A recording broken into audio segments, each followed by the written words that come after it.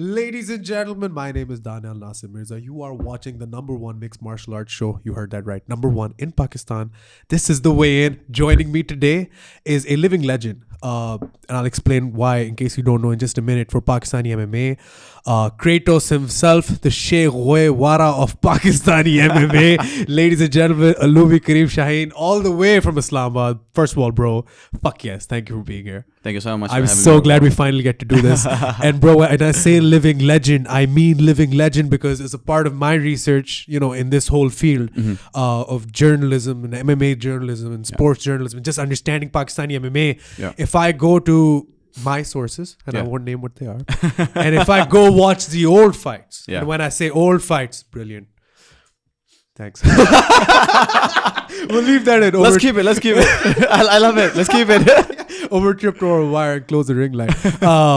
When I look at the old fights from my sources, when I look at PFC 1, brother, Pak Fight Club 1, the literal inception of Pakistani MMA in this country, I see a young, very young Uloomi Karim with that beautiful goatee, by the way, fighting all the way to the start of when the sport started. Yes, and sir. here you are in front of me, sir. Yes, sir. A grizzled Still young here. veteran. Still here. Grizzled Still young here. veteran. Dude, first of all, so many years have passed. I've asked the state of the MMA address from Bashir Bhai. I've asked it from anybody else. I think I need one from you. What is the state of PakMMA? That's a big sigh. You know what I mean? It's a long story. It is a long story, but like to sum it up, we're still growing, man. Yeah. Still growing. The growth never stops. And I'd say that we're going in the right direction. Whatever direction it is the right freaking direction because, you know, if we don't do anything wrong, we're not going to know how would we know if we did something right or wrong? We need to do wrong. We need to go off of track. We need to do something, again, wrong to find out if we're doing something right or not. Yeah. You know, so I'd say we're on the right track. We just got to keep doing what we're doing. Yeah. And as weird as it is, Uloomi, we're at January 2021 right now. Oh, yeah. Holy shit, I keep forgetting, right? It's a new year. But interestingly enough, from January, 2020, maybe it's because, you know, confirmation bias is the first year I've been involved in PakMMA for a full calendar year. Yeah.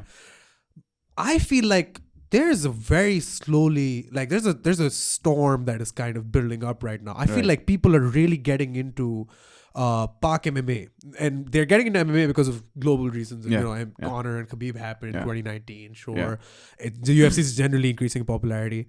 But do you feel like PakMMA is gaining a lot of traction, like when it comes to people giving an interest or tuning in? Do you feel the buzz? To be honest, if you want a brutally honest answer, go for it.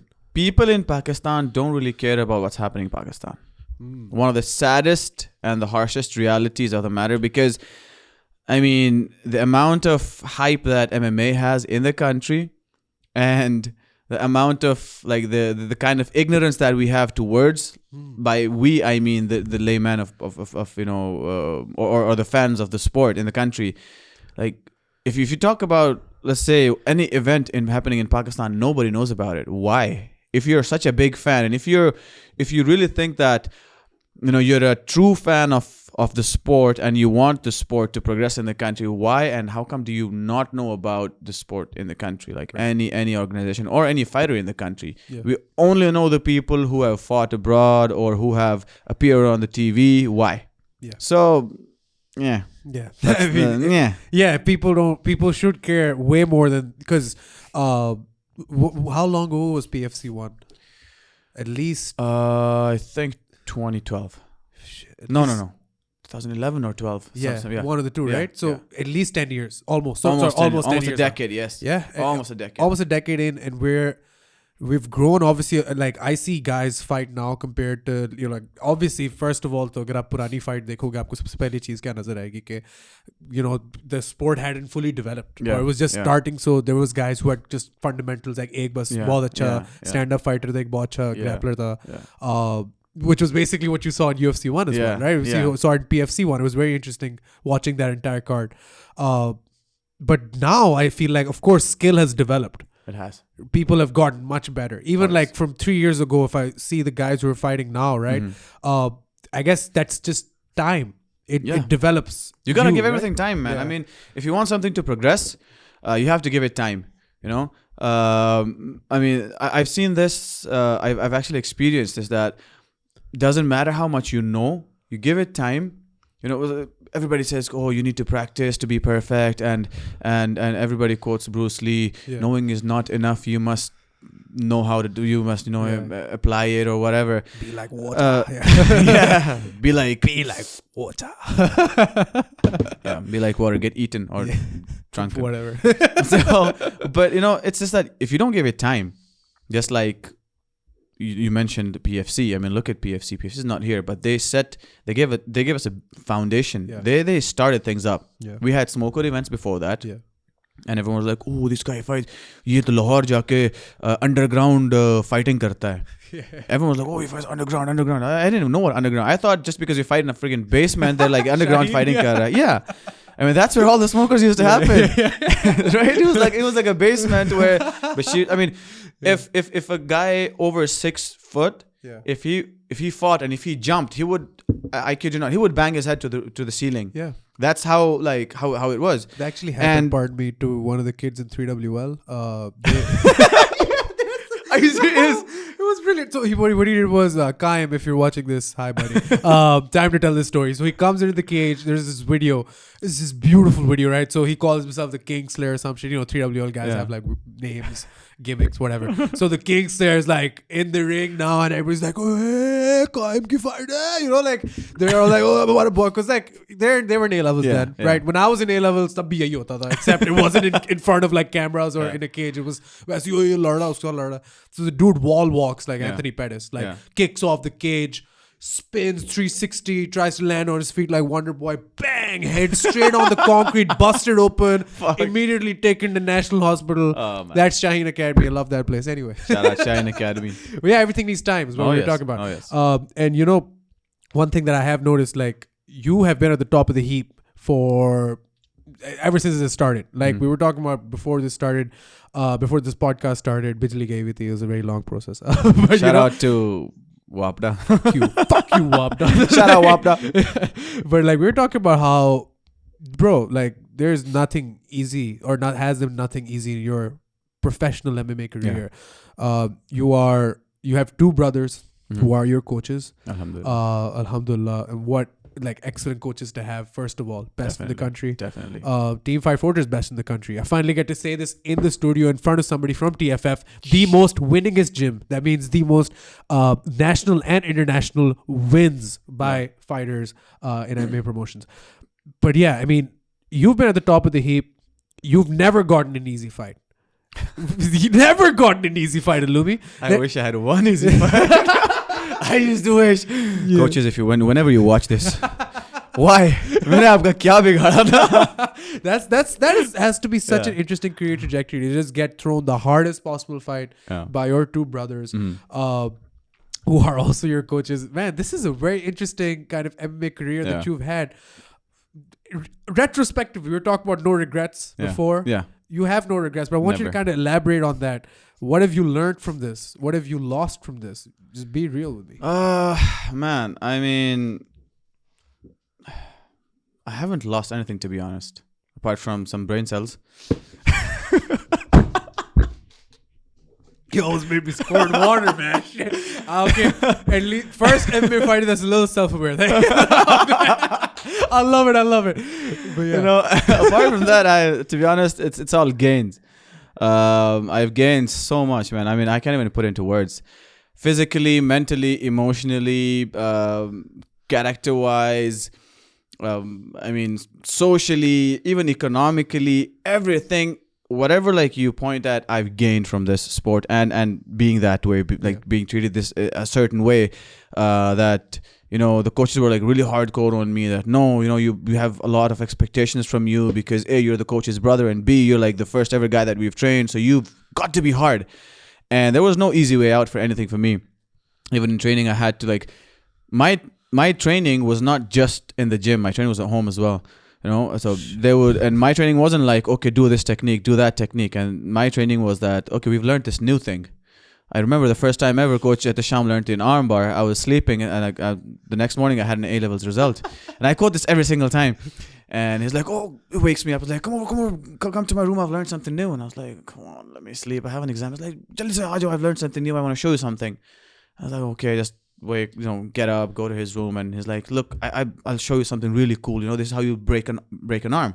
And he put me in armbar, and he kicked me in the eye with his heel, like, accidentally. And I was like, wait, what just happened? And I was like, fuck, I'm blind.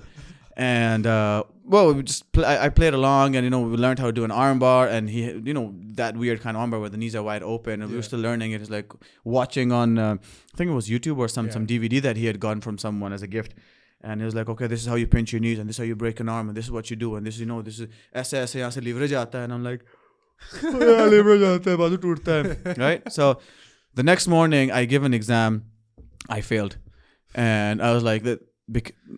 I told him after I came back, I was like, if I fail this exam, it's because of you. He's like, nothing's gonna happen. I was like, I couldn't see with one eye. He's like, kuch bhi nahi hota, wo kabhi kabhi chot lag jati hai. So the results came, and I remember I failed in physics, and the exam that I gave was of Urdu. So I was like, wait a second, and I was like, see, physics, I failed. I told you. I was like, I told you I failed physics. And he was like, oh shit, I'm so sorry. I was like, now he finds out, like, sorry, I tricked you. So it was all gains, man. I mean, I got to fight the hardest guys in the country. One of the hardest guys. I don't know if you know, but I fought with Waqar Umar as well at one point. Yeah, it was a smoker. Exactly. Yeah. I fought. He's a couple of weight classes above you. He was, but there was nobody to fight in that smoker event. And Bashir, shout out to Bashir bhai, he messaged Coach Ehtisham saying, bro, there's no one who, no one to, attract audience for the smoker. Can you send someone? So I, along with two of my weird friends, we just hopped on a train, and we came to Lahore, and we fought. And I didn't even know who I was fighting. And I came here, and Bashir's like, bro, you'll really fight Waqar? I was like, whatever, okay. Yeah. We were just here to fight. Yeah. So we fought. It was a draw. I don't know what, like, honestly, I don't even remember what happened. It was, I think, 10 years ago or 11 years ago or something like that. 10 years ago. Yeah. So like he took me down a couple of times. I threw a guillotine on him. And then I remember I threw a right hand, it rocked him, and I was doing some weird head movement. I was really big on head movement at that time. So I was like, those how those black dudes in the hood fight, like yeah. Just I was doing that. Yeah. So yeah, and it was all gains, man. Then down the line, I remember all my opponents. None of them was easy. None of them. And some people think that the title fight that I had in the Philippines against Michael Mondragon, he was an easy guy. I mean, come on, guys. I mean, if you watch the fight, I went into clinch, and he hip tossed me over the top, and I was like, wait, what? And that guy was supposed to be wushu, I think, SAF games or something. Like he was a gold medalist. He was pretty legit wushu guy, and he'd been training with the Catalan fighting system. Shit. So none of these guys have been easy, and I learned one thing, that it's not about it's not only about having a good record. What matters is what kind of heart you have, what kind of character you had. It built my character to work harder, because now I know I'm never gonna fight an easy fight. Yeah. Guys who fight easy fights, they expect, oh, I won this fight, I'll win another fight. And when they get bashed, and when they get smashed, and they get their asses handed over to them, they go like, oh no, this was an unfair fight, and they come up with excuses. Yeah. Right? This happens a lot of times. Or they come up with some sort of excuse. Oh, I had this injury, this happened, that happened. I had zero motivation, I had no focus. Yeah. But whenever it's fight time for me, I know the guy is not easy. I know the guy's not peanuts. I know I have to put on a fight, and I know I'm going to freaking fight, and it's going to be a fight. And that same mentality has been, like, I've developed that mentality in everything in life. Even if, like, be it studies, be it whenever I was a musician, be it like anything. Acting. Dahi bhi leke aana hai, to like, oh, hard on, bro. Dahi leke aana hai. No easy task. So I'm gonna get the best damn day you've ever seen. I swear. Not lani, kitne. But yeah, dude, that's honestly, like, it must harden, you over time. And something very interesting I want to get back to a little bit, which is your family essentially created MMA for yourselves from scratch more. You learned it from scratch. Right? I want to talk to you about that in just a second. But we're just talking about easy fights. The opposite of taking hard fights all the time, which is what you've done, is padding your record, right? Yeah. Do you feel like that is a culture that is slowly entering Pakistan? If so, is that troublesome? Definitely. I mean, it's not as bad. You know, sometimes the fighters need an easy fight to, to not have some time off and like be in fight shape, or have a, have a comeback from a tough fight, or have like to keep the momentum and the flow going. A lot of fighters do that. In Pakistan, I can see that happening. I have seen that happening, and a lot of fighters fighting easy guys, or like fighting guys with no training, or this is how they call tuk-tuk fighters in Thailand. When non-Thai, whom they call Phalang, they goes to Thailand and he trains at a fancy gym, pays shit ton of money, and then he says, "Oh, I want to fight." They're like, "Okay, we'll make him fight a tuk-tuk driver." So they go in, throw a punch to his, throw a jab to his face. He blocks it on his hand, and he acts as if he got knocked out. So people actually here have started fighting people like those. Yeah. It's still like 1 or 2. The number is under 10. Yeah. Obviously, there's not a lot of fighters, not a lot of events, but like very less people. But it has started happening. Again, not a bad thing. But what I want for these fighters is that at least fight someone legitimate, solidify that your status, solidify your skill level. Right. Another one. After 2 fights, you take an easy fight, no problem. Yeah. It helps you gain some more confidence. It gives you that drive, and it doesn't take a toll on your body as well. Because when you fight hard fights, it takes a toll on your body. You have you have hairline fractures that you don't even realize that you have. Because that's how conditioned you get. Yeah. You get used to them, and there's a lot of things that happen to you, to your body, that you don't even understand that it's something bad. You think, oh, okay, I have a cyst here. It's probably because I lift so much weight, or maybe because I punch so much. That's good. It looks weird. It looks demented, but it's fine. Which is not fine. Yeah. So you need to take some time off that way. Yeah. Which is not really taking some time off, but it's still like taking some time, like taking some taking an easy route. A fight, taking a detour towards that same goal. Yeah, and look, even if it's a padded fight, it's still a fight. It is. The other guy's still coming out to knock your head off, right? And this has happened a lot of times. The underdogs, they whoop you. Yeah. You get knocked out by the underdogs. That happened a lot of times. Yeah. I mean, if you talk about, there's so many fighters that.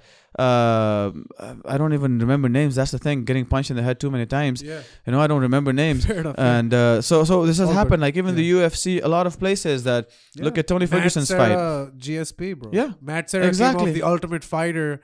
He won the welterweight Ultimate Fighter, which was the first Ultimate Fighter, which was going to give the Ultimate Fighter, which is pretty much like he is a professional fighter, but he's not like the high level UFC fighter, right? Yeah. So they get these Ultimate Fighter guys, put him in a house, winner gets a title shot against George St. Pierre. Yeah. And that is literally, in my eyes, the most blatant record padding opportunity that the UFC ever tried to make for GSP, right? So it's like, all right, get one of these Ultimate Fighter guys, he gets a title fight, he gets a rub. Matt Serra comes in, fuck you, GSP, knocks him clean out. You know what I mean? What happens then? Well, GSP beat him in the rematch, and that's where your point comes in. Longevity is not there when you're padding records. But yeah, I can understand, especially from the perspective of a developing country, it is something which is morally understandable. Mm-hmm. I was talking to a fighter from Greece on this show, right? Mm-hmm. And she was talking about it casually. Shout out Christina if you're watching, which you're not. But Christina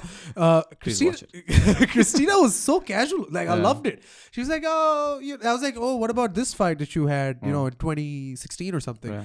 She's like, "Oh, I was still new, just trying to get some easy fights." And I was like, "Oh, okay."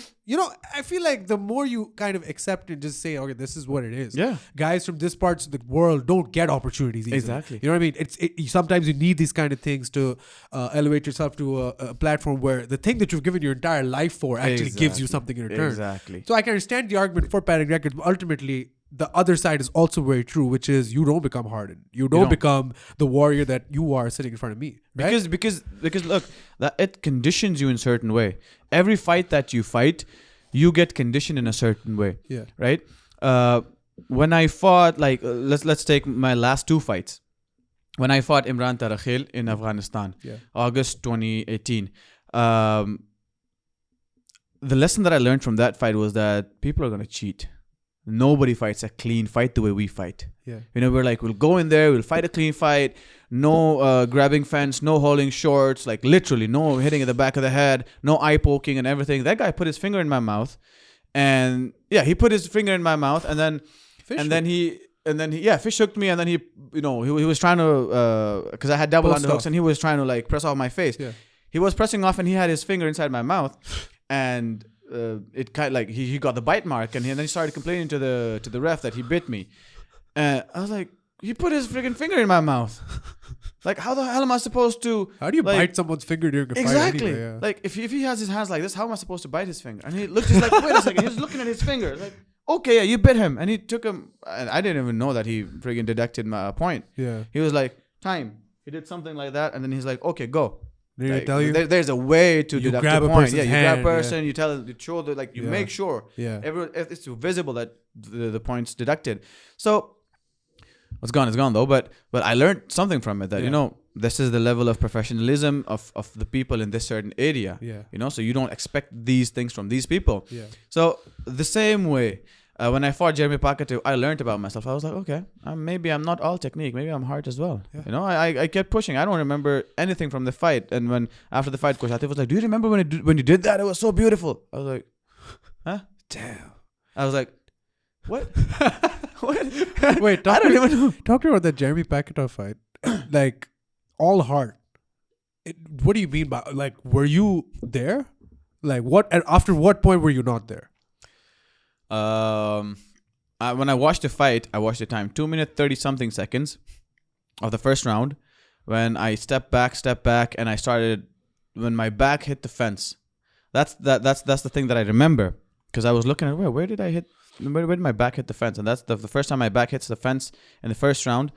And then I try to come back, and then he pushes again, and I start running back. So I remember my back, like I don't visually remember it, but I have that feeling of the fence hitting my back. And lights out. And then I remember people chanting Pakistan ka matlab kya, la ilaha illallah. I just remember the voices. Yeah. And I remember Coach I remember Coach Atif's voice yelling, head in the throat, stomp the feet, head in the throat, stomp the feet. And that's that. Damn. And then I remember the doctor coming in.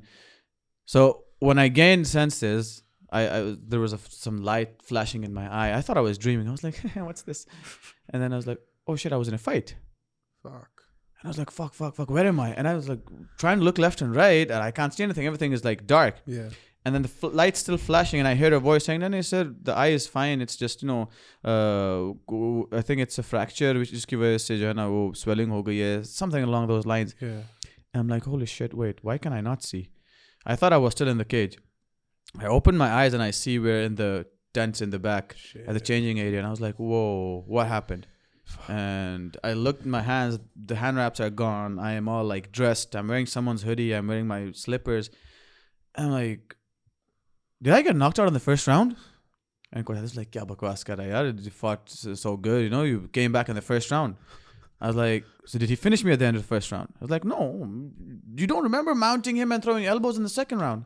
I was like, oh, so he's finished me in the second round. I was like, well, are you crazy? You don't remember? Like after the second round, like over the cage, I gave you my hand and you high-fived me. I was like, when? And everyone was like, oh, concussion.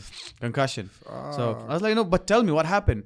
They're like, no, you went to decision. And I thought they're just, just being nice to me because I lost terribly. Because I've been knocked out twice. Yeah. Nice. So I know that you don't know what happened. You feel like lights out. Yeah. You don't even remember where you were. Yeah. So I was like, they're just lying and they're just trying to make me feel better. And I was so restless and so impatient. So we got on the bus, and I still hadn't noticed my eye. So I was like, what's going on? I can't like properly see. I was in the bus right behind the driver. Coach Atif was sitting right here. I was sitting here, and I was just thinking that, man, another loss. 2 back-to-back losses in like 2-3 months. This sucks, man. This is so bad. This is unbelievable, ridiculous. And all of a sudden the bus, like they hit the brakes, and I'm like, what happened? And Coach Atif's like, look, people are here for you. Oh. And I lean over to his lap, and I look like through the windscreen, and everyone's like, "Oh, Uloomi, come on, we love you." And I'm like, "What? What's going on?" So I see Coach Sultan running in. He opens the bus's door and he's like, come outside. Everyone just wants to meet you. So I go outside. Everyone's like, "Oh, you're our hero. You're such a brave guy," and this and that. And the fucking kisses me on the neck and pulling me with my hoodie. I was like, "Take it easy. I'll meet everyone." So taking pictures and hugging and making faces. And I got on the bus and I was like, "Coach, are you serious? I didn't lose badly." He's like, "Why would these people come and meet you then?" Yeah. I got so restless. I was, man, I gotta watch what happened. So my dad called me and I was talking to him like this on one side. I was like, "Yeah, Dad." Like, "What happened?" I was like, "Nothing. Couple of scratches." I'm fine. Yeah, I'm fine. And he goes, "We saw it on the TV." And I was like, "Oh, okay." And it's like, "I can't see your face, man. You talk to your mom." And I spoke to my mom. I was like, "Hey, Mom, what's up?" And the first thing, she looked at my face and she gave me like a half worried smile. And she's like, I can never forget the words that she said, man. She's like, "कोई बात नहीं, इतने की माँओं को तुमने रुलाया, आज मैं रो लिया तो क्या हुआ?" Oh, man. And I was like, that's sweet. Damn. That is hard. That hits. Damn. And that's when I, figured out that where did I get that heart from? Every single time. It's not easy for parents, especially parents in Pakistan, to watch their kids get beaten up in front of hundreds of people and live on national television. Yeah. Like people all around the world are, maybe half of the Philippines was watching it. Yeah, for sure. Maybe half of the Pakistan was watching it. Someone was scrolling through the TV and, "Oh, someone's fighting. Let's watch. Oh, this guy's getting his ass whooped." Yeah. So it's not easy for anyone to see their kid going through all of that. But the amount of heart and courage that my mother showed, I was like, "Man, this is going to make me cry." So I was like, "Ma, I got to go to the hospital. I'll talk to you later." She's like, "Yeah, get it checked and then let me know." So when I reached the hotel, I went up to my room and everyone was meeting me, and I got a notification that somebody tagged me in a video, and I was like, "This must be it." So I opened it up. It was an ex-teammate of ours. He had compiled some clips of the fight, and he came up with a video, and I watched it, and I was like, "That me? Is that what I did?" And I was looking around, and everyone was like, "Yeah, that's what you did." And I just watched it, like I rewatched it like 6-7 times, and I started crying. I was like, man. And I just told myself, like, I was saying this to myself out loud. Everyone was hearing me. I was like, if I could do this on autopilot, just imagine if I start fighting like this from the get-go, I'll kill motherfuckers. Yeah. And that was the day that changed my mentality, my life, and everything. Like everything just took a turn for me from there. Wow. And that's when I started realizing more about things. That why did the coaches do whatever they did? Like I developed a better understanding of everything, because all the hard work, all those like 11 years of training that led to this one day, like maybe this fight was supposed to teach me that the 11 years that you put in from 2007 to 2018, this is why you did whatever you did, and this is why your brothers did whatever they did to you. That's incredible. So this is what, again, this is a part of like counting my blessings for me. The coaches have never gone easy on me. They've never said, "Oh yeah, go easy, no problem." They're like, "Go hard. Why are you going easy? You have good cardio. You have to push. Why is he better than you?" Even when I'm rolling with Najim Khan, why he's not stronger than you? You're stronger than him. I'm like, are you for real? This dude breaks rocks with his hands, man. What are you talking about? Yes, coach. Najim's holding my hand. Is like, "Zor lagana jigara," and I'm like, I'm trying. Oh man. It's guys like these, and this is the team that I belong to. How am I not supposed to be this person? How am I not supposed to be hard? How are you not supposed to fight to a brilliant and close decision on autopilot? Like, that's incredible, man. I didn't know you were on autopilot for that fight, and I'm blown away right now just knowing this. A lot of people didn't know about that. They thought I was just messing around. So what happened was, after the fight, Memosh came to meet me, and he spoke to me, and we had a moment, because Memosh and I we've had a really close bond. Even when when he left the team, there were some misunderstandings that he cleared out afterwards. And he's like, we were at a Flogger Series, and I saw the Memosh there, and after the event, I went up to him and I was like, "Yo, Mosh, why did you leave the team?" And he's like, "Yo, bro, this happened and that happened." So we were like clearing the air and everything. So I just straight up said to him, I was like, fucker, you didn't even come meet me after the fight. He's like, bro, what are you talking about, bro? Oh my God, bro. I held your face and we had a fucking moment, bro. I was talking to you, bro. Did you I was like, sorry, wait, can I say your TFF or ex-TFF impression game is so strong. Like that Najm impression was almost perfect. Like, zor kyun nahi laga jigra? Like, my ass off. And then my Bosch impression was also perfect. Sorry, carry on. Wow. So like, I was like, no, I don't remember. He's like, come on, bro. Everyone was looking at you and you were smiling and nodding and you had your head tilted like this. And I was like, okay, I was like this a little, yeah. So, you know, I was like, no, you never did. He's like, bro, bro, you know, I spoke to you, bro. I mean, what are you talking about? I was like, I don't remember shit, bro. I don't remember anything from the fight. It's like, what? No, yaar. So yeah, I mean, that's when a lot of people realize that I don't remember anything. Yeah, from that. You know, I was on autopilot, and even I thought, I mean, after the fight, I was like, man, how did I do this? Yeah. How did I do this? And it was only because, I mean, before the fight, I just kept on telling myself every single day of training, I was like, doesn't matter what happens, I'm gonna put on a friggin' fight, and people are gonna know that these guys can friggin' fight. My God, I love that, Uloomi. Fucking hell, man. That's one of the best stories I've heard on the podcast. I had no idea that you were fucking out of it, man. That is incredible. Okay. This, you know what? The thing is, I'll be completely straight with you, right? Yeah. True straight shooter sitting here across the desk. Your record doesn't look pleasing to the eye. Your record doesn't look too pleasing to the. I didn't even notice that. Yeah. I was like, why is his arms up here? Anyway, your record doesn't look too pleasing to the eye straight away. Yeah. So it's very easy for people to, you know, I've said it like 5 times. Stop it! You're hurting my feelings. So your record, right? It's not very pleasing to the eye. No, because. Your record. No, I'm kidding. and the reason I bring that up 6 times is because it's very easy for people to look at that and say, oh, this is the best that your country's produced. Yeah. And you know what? If you can give an educated answer, for those of you who don't know, there's incredibly loud thunder right outside. This podcast can stop at any minute. Even God's rumbling is like, why did you say that to him? Why did you say 6 times? Yeah. Zeus is like, you can't say that to Kratos. Oh, bro. Nice. Shit. Anyway, I'm impressed by that one, by the way. That was so off the cuff. That was brilliant, man. Wow. Anyway, your record. and we gotta kill this guy. Now, the thing is, if you look at it through an educated answer, this is all good explanations. You only fought tough guys. One of the best fights that I've seen you do was completely on autopilot, which just shows you the level that you're operating on. It's a little higher than most people. They can't do that shit when they're awake. You did that shit when you were literally asleep. Yeah. You know, people say I can do that when I'm asleep. You did that when you were asleep, right? Literally. But there's another aspect to this as well, and I'm really interested to talk to you about this. There's, I think, a severe problem in this country when it comes to the sport. Now, this can be, is definitely a problem that a lot of other developing economies and countries are also probably facing, considering that, you know, there's not enough widespread infrastructure, there's not enough, especially sports infrastructure. And then when you look within sports infrastructures, जो भी आपके sports की, you know, programs, your industries, whatever is set up. Even within that, when you go to sports and health, that's even more diminished in sports. Yeah. So what I'm trying to get at here, after all of saying all of that, is there's no testing in Pakistan. None. There are everybody on steroids?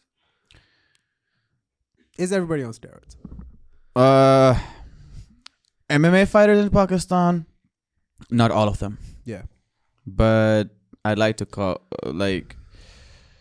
bring this in knowledge of a lot of people, that whoever's watching this, there are guys that take, I mean, when someone says steroids, people think, yeah, that's not the only steroids that, you know, an athlete can take. Yeah. Different levels of PEDs, right? But definitely in Pakistan, a lot of athletes, shit ton of athletes are juiced. Shit. A lot of them. Yeah. I remember this one fighter that fought international, and a gym owner, you know, where we were training, there was a gym, and the owner of the gym came up to us like, "Yaar, ye ladka to falane tike pe hai." I was like, no, he's trained so hard. He's like on a strict routine and this and that. He's like, बेटा मैं 20 साल से इस field में हूँ, मुझे पता है किसने कौन सा टीका लगाया होता है. He's like, मैं टीके का नाम बता दूंगा, डोजेज बता दूंगा. I was like, जी ऐसा ही है Zahid bhai. So shout out to Zahid bhai from Muscle Mania Gym. That guy, I mean, when that guy said that to me, I was like, no, that's impossible. And then when I heard Nate Diaz say, all these motherfuckers on steroids, I was like, that's it. Yeah. And I've seen a lot of people. I mean, I've a lot of not only mixed martial arts, a lot of like traditional martial artists, like a lot of guys in wrestling, a lot of guys in jiu-jitsu, a lot of guys in different like kabaddi. There's no testing. I mean,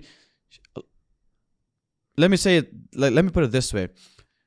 ONE FC doesn't test their athletes. Yes. Brave doesn't test their athletes. Only UFC tests their athletes, right? Even Bellator or WSOF never tested their athletes. Yeah. So, just one example. Why did Vitor Belfort? He's super old. Yeah. Why did he not fight in UFC for a long time and then he got drafted to one championship and now he's back jacked and looking big? Why? Yeah. Is he eating horse meat? Like Alistair Overeem used to say? Yeah. Exactly. You know, some people are like, oh bro, मैं तो दिन में 12 अंडे खाता हूँ, bro. 12 अंडे is going to give you this? Yeah. And those are the kind of people that like, दिन में 12 अंडे खाता हूँ. Like, bro, do you know what the yolk has? And do you know your body fat percentage? I mean, मैं 3% पे बोल के flex मार रहे हो, ये तो पूरा अंडा खा जाता हूँ. तुम जो अंडा खा रहे हो उसमें कैल्शियम भी है, प्रोटीन भी है. जो आप योग खा रहे हो उसमें you get carbs as well. So I mean, you're telling me that you don't eat carbs and you're 3% somehow, and your cholesterol levels through the roof. You know what I mean? You know, and this is the thing that people don't understand, that just testosterone is not the only steroid. Yeah. There's a lot PEDs is of entire. exactly, and Memosh told me about these things. He added to my knowledge when I came to see him when the Brave Gym opened. Like, and I met him and he's like, bro, you have no idea. I've been doing my research on the steroids, bro. Everybody's on steroids, bro. I was like, yeah, Nate Diaz said it a long time ago. He's like, it's so right, bro. Everybody's on steroids. And I've been told by a lot of people. We have this friend in a wrestling camp, and he told me, he's like, because he used to train with us first, so he goes to Passion Combat Academy now. Cool. Sorry, bro, I gave away your identity. and he was like, bro, everybody, you know, he's like, yaar, Uloomi bhai, हर कोई लगाते हैं. He's like, you're such a senior. आपको जो है ना इस तरह मार खाते देख के हमारा दिल खराब होता है. आप क्यों नहीं लगाते? And I was like, bro, अगर टीके लगा के मैं मार खाऊं तो मेरा दिल खराब होगा. Right. I leave this sport that very day. Yeah. Right. And like, I won't lie. Honestly, I've like, this has occurred to me a lot of times, like after my fight against Afghanis, after my fight against Pacatiw, I thought that, you know, I should, you know, I need to start taking steroids. Yeah.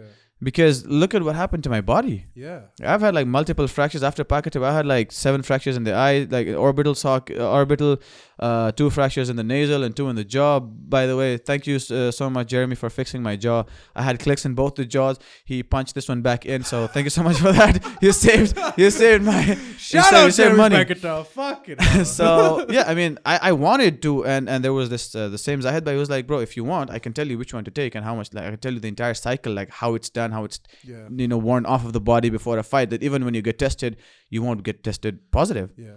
So there's a whole science behind it. And a lot of teams, a lot of big teams in the world, they have you know, they have proper doctors with them, not only for the recovery, but for this very part as well. I mean, a lot of people use PEDs for recovery. Look at TJ Dillashaw. Yeah, EPD. You know,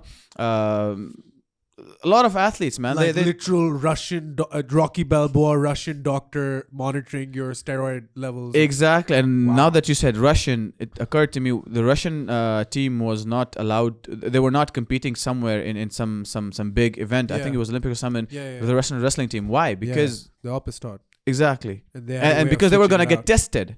Because the committee said, okay, we're going to test everyone for steroids. And the Russian team, after a couple of days or after some time, they were like, okay, we're not participating or we're not competing in this event. Russians are everywhere, bro. Yeah. So that's that. But what breaks my heart is if like dudes here use it. And yeah, they do. It would break my heart if I know like that a fighter, regardless of what his status is or isn't, has faced a loss because of somebody who's on the juice. See, the thing is, this is what my coaches taught me. When I told them, I was like, Coach, I want a juice because बहुत दर्द होता है जब हड्डियां टूटती हैं दर्द होता है. Yeah. You know, मर्द को दर्द नहीं होता है लेकिन मर्द बर्दाश्त कर लेता है, right? And like, coach, I don't want to go through this. I want a longer career. I want to fight till I'm friggin' 42. I want to be like friggin' Hendo or Romero or even Fedor, right? So they're like, if you want to, you know, have such a long career, if you want longevity in your career, then you will have to be even more technical and more sound mentally, spiritually, and technically. Because if you're not one with yourself, you can't do anything. You can't do shit. Word. Right? And they were like, if you want to beat guys, it's like, look at Israel Adesanya. He was not a big thing in the UFC at that point. And they still told me about it. They gave me an example of Adesanya. He was in kickboxing, boxing, and they were like, look at him. Look at a lot of other guys like Badr Hari or other guys like what was his name? Semi Shield or Ramon Decker. It's like that guy's like these guys were like not on roids, but they fought guys who were on roids. Even though Izzy had that titty. I need to investigate that titty Izzy had, bro. That was weird. Like that, his boob went like this, and then there was like a little sub titty right here. See, and when I you was like, when you're on steroids, I mean, one of the things that I read on steroids, especially about testosterone boost, is that the nipples erect way too much. You know, first time I ever knew about it was in the movie Stomp the Yard, when there was this like team of inmates that were going to play football against the team of the security guards. And one of the security guards was taking steroids. So they put some hormone spill in the steroids. You know, so he's like, oh, I can feel my nipples so hard. You know, he acts like that. So that, and then I was like, how is that possible? Now that I think about it, I'm like, oh, that's what it did. Izzy's titty. I'm calling it from now on. Izzy's titty. But that's fascinating. And you know, like I said, there's a lot that needs to be fixed, and we start with the PakMMA State of the Address. You know, it is what it is. It's slowly going. One thing I kind of want to end on, and I know we're running short on time. We're also fucking functionally a handicapped here on the mic.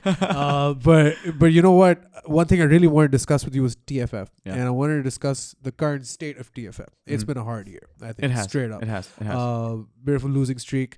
Don't need to recount what exactly happened. Fuck that, but it's happened, right? And you guys are at a point, again, straight shooting, right? You guys are at a point where certain losses I look at, I go like, okay, that's uncharacteristic of TFF. That shouldn't have happened. You know, I'm not even talking about like the high level ones. Some of them just make me go, oh, what happened here? What is it? Is it the fact that COVID has fucked everything up? But it's for everybody. And when I was in March, when the COVID hit, I was talking to guys on the Instagram live. We were doing those. We need to start doing those again, by the way. But I was talking to guys on the Instagram live. I was just like, how are you? How's your training? I bet it's fucked up. And everybody was like, yeah, dude, it's fucked up because we can't go to the gym. We can't train. Was it that? Is it some kind of a structural change that TFF is going through? Or is this, you know, something that you guys are just kind of taking on your stride and saying, this is part of the game? It is part of the game. I mean, there's always bumps on the road, right? Plus it's Pakistan, so there's always a speed breaker on the road, right? So, but honestly, the bump was that, I mean, there comes a time when you lose track, you lose focus. This was that time for us. Personally, for me, 4 years, 2 fights, 2 losses. I mean, it's not been a very good like couple of years for me, right? But 2020 has been kind enough, and 2020 has given us the time to think about all the wrongs that we've done, and we have to now right them. Our pro team training was not up to the level, right? Like we were focusing on the business side, but we slowly, everyone, not 1 or 2 people in particular, like it's all of our responsibility to you know, remind each other, yo, we gotta train. We're freaking fighters. We're not businessmen, right? Business is there to survive, but this is what we do. And none of us did that, including myself. And we were being selfish and greedy, and shit happens. You know, this is exactly how we learn. I'm glad we learned it this way rather than some other way, because had we learned some other way, I don't know, it would have been worse. And I'm glad that these small things have, you know, they've made us fix ourselves. Talking about losses, I know it's a hard pill to swallow for any team, any gym, anything, or any person even, but it's just that's how we learn. You know, it was like in COVID, what happened was when the gyms got shut, the business got shut and everyone had to go back home because everyone's living on rent here. In Islamabad, everyone has like rental places, no money to pay rent. So we were like, how are we gonna pay rent? So we, like, majority of our guys, they went back home. The gym was shut because we were being charged the rent. They were like, oh, you guys are open, so we will charge you rent. So the fighters couldn't train there. So we had a couple of pieces of mats in Ayub and Zia's apartment, and we would just roll jiu-jitsu a bit. And then I had to go to Gilgit as well because I hadn't seen my family in a very long time. So I had to be with my parents as well, so I had to take care of that side too. So yes, there was no training, to be honest. Wow. And straight up, there was no training. There has been like the amount of time that we put in training was less. And when the last time you visited Team Fight Forces, that's when we just started picking things up back again, because we saw what's been happening, and we saw that I'd rather say we've been we're getting soft because the conditioning was not there. We are not, because before that the training was like 3-4 hours straight back to back training. Yeah. We would go back to back 4 hours training, the one class 4 hours, and we would just go all out. But this time what happened was we were like, in the morning we were training half an hour, maximum 1 hour, a little bit of technique. I mean, which is why you saw when we watched when you saw Ismail versus Ayub, every single time Ismail was taking Ayub down, he was getting back up. The conditioning, the cardio was not up to that level that we wanted. Exactly. But the technique was there every single time. Like a tired guy with that kind of conditioning, he's still getting up, he's still getting back up, he's getting taken down, his will's not breaking, he's still getting back up, he's still getting back up. So that was the technical work, right? The technical work was never gone, but that hard push, that hardcore Team Fight Fortress style training, that was a little shaky. But alhamdulillah, we're back on track. That's what I wanted to ask. Like, okay, that explains a lot, because especially the Ismail Ayub fight. Yeah. For me, I was like, I was sitting here, literally here. I didn't make it to the trip to Pindi because I was tired. Very honest. I had tired. I didn't come because I was tired. That's my excuse. No, I had the AK event week before in October. Next week was Flogger. Week after we traveled Karna tha. So I called Nasir Bhai. I was like, sir, Mazarat, main nahi aa raha for this one. I came to FS6 though. But I didn't come to FS5. And when I was watching here, and I was literally wide-eyed because everything... Because, as a journalist, as a person who's a researcher in the sport, you figure out patterns like, okay, TFF whoops ass, especially when it comes to these things or these kind of fights. So this and that. And then I'm just throwing my papers up. I'm like, bro, what is happening? Why is this Smile tossing this guy around? This explains it. Like, it's a conditioning thing, essentially. And when you have that gap, I guess that... But the thing I'm more interested about is, where are you guys at now? And is it back? Are you guys back to wanting to kick everyone's ass? Definitely, man. It's not about just wanting to kick everyone's ass. It's just that we actually want it. Very, very, very soon, inshallah, we'll be asking for rematches, and we will asking for let's do it again, let's run this again. Because we'll be focused back on track. We're still not doing that. We've left that to the coaches. There's been a lot of small, big events where guys from Team Fight Fortress did not fight. Apart from Zia Mashwani fighting in Brave and Ayub fighting in Flogger, none of us fought. Now things have changed. Now we are competing everywhere. It's just the same old 2013 or 2012 to 2015 era when Team Fight Fortress would flood everywhere. There's a lot of teams that come in a big number, like 50, 60 guys, 10 medals, and they'd be like, yeah, we won. And we would still go 10 guys and get like 6 medals and be like, what up? We're still quiet though, but we're like, but and it's just that, like, sometimes, sometimes shit happens. That's why they make toilet papers. Gotta make wipe it, move on. Brilliant. And I like that mentality. That's an excellent mentality. Because, man, like, I love that the ante has been upped, so to speak. People have crossed the proverbial line. Now you guys are out for blood. This is amazing. This is shit I live for, man. Exactly. I'm giving you more masala. Please. It's just that, when people talk a lot of shit, right? It's good. It's good for us too. It makes us go like in that competition zone. That you want beef? Let's do beef. right? I'll give you beef. You want to fight? We'll give you a real fight.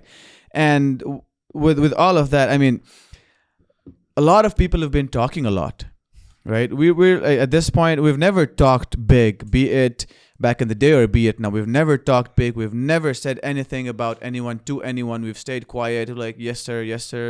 We'll just do whatever we have to do. We've stayed quiet, kept our heads down, trained, and focused on the things we do. And that's exactly what we're doing right now as well. We're not saying anything to anyone, you know. Yeah.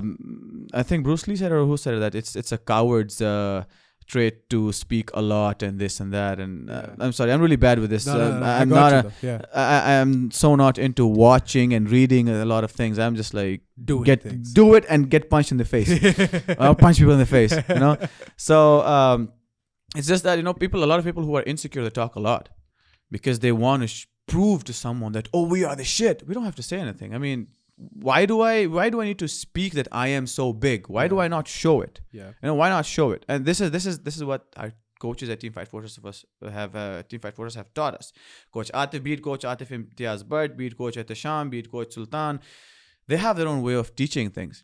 You know, some of them do it pyar se, some of them do it like, yeah, do it. And then some of them like, acha, and then they hit a freaking baseball bat and smack you across the head. And they be like, I'll make you do it. But then they make us do things.